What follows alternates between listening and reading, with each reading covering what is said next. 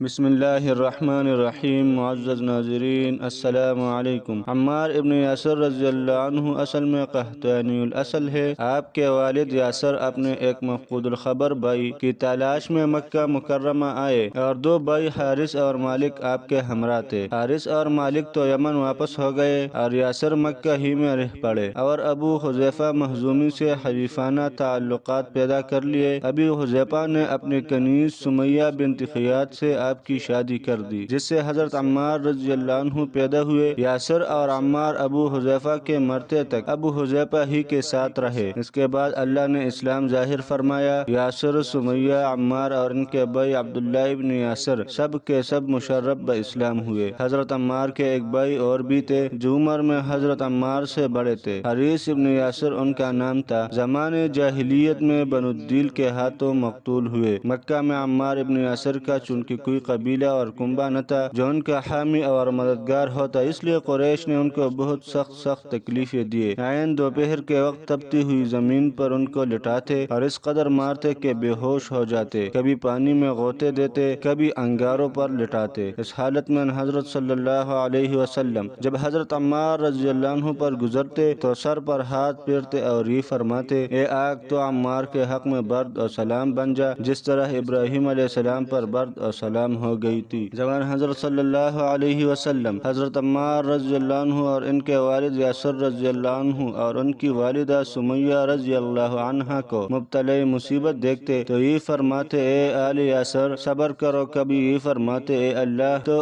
آل یاسر کی مغفرت فرما، اور کبھی یہ فرماتے: تم کو بشارت ہو، جنت تمہاری مشتاق ہے۔ حضرت علی کرم اللہ وجہہ سے مروی ہے کہ میں نے رسول اللہ صلی اللہ علیہ وسلم کو یہ کہتے ہوئے سنا کہ عمار رضی اللہ عنہ سر سے پیر تک ایمان سے بھرا ہوا ہے۔ حضرت عمار رضی اللہ عنہ نے جب ایک بار قمیص مبارک اتاری تو پشت مبارک پر لوگوں کو سیاہ داغ نظر آئے۔ سبب دریافت کیا تو یہ فرمایا کہ قریش مکہ مجھ کو تپتے ہوئے سنگریزوں پر لٹایا کرتے تھے، یہ داغ اس کے ہے۔ یہی سلوک آپ رضی اللہ عنہ کے والد یاسر رضی اللہ عنہ اور والدہ سمیہ رضی اللہ عنہ کے ساتھ کیا جاتا تھا۔ مجاہد فرماتے ہیں کہ سب سے پہلے 7 شخصوں نے اپنے اسلام کا اعلان کیا: رسول اللہ صلی اللہ علیہ وسلم، ابو بکر صدیق رضی اللہ عنہ، بلال رضی اللہ عنہ، خباب رضی اللہ عنہ، صہیب رضی اللہ عنہ، حضرت عمار رضی اللہ عنہ، حضرت سمیہ رضی اللہ تعالی عنہ۔ خاندانی وجاہت کی وجہ سے رسول اللہ صلی اللہ علیہ وسلم اور ابو بکر رضی اللہ عنہ پر تو مشرکین مکہ کا پورا بس نہ چل سکا۔ بلال رضی اللہ عنہ، خباب رضی اللہ عنہ، صہیب رضی اللہ عنہ، عمار رضی اللہ عنہ اور سمیہ رضی اللہ تعالی عنہ کو اپنے جور و ستم کا تختہ مشق بنایا۔ عین دوپہر کے وقت ان حضرات کو لوہے کی زریں پہنا کر دھوپ میں کھڑا کر دیتے۔ ایک روز سامنے سے ابو جہل آ گیا اور حضرت سمیہ رضی اللہ عنہ کی شرمگاہ میں ایک برچی ماری، جس سے وہ شہید ہو گئی۔ انا للہ و انا الیہ راجعون۔ اسی طرح اسلام میں سب سے پہلے شہید حضرت سمیہ رضی اللہ تعالی عنہ ہے، جو بہت بوڑھی اور ضعیف تھی۔ ابو جہل جب جنگ بدر میں مارا گیا تو رسول اللہ صلی اللہ علیہ وسلم نے حضرت عمار رضی اللہ عنہ سے مخاطب ہو کر یہ فرمایا: اللہ نے تیری ماں کے قاتل کو ہلاک کیا۔ اور حضرت یاسر رضی اللہ عنہ نے انہی مصائب اور شدائد میں حضرت سمیہ رضی اللہ تعالی عنہ سے پہلے انتقال فرمایا۔ انا للہ و انا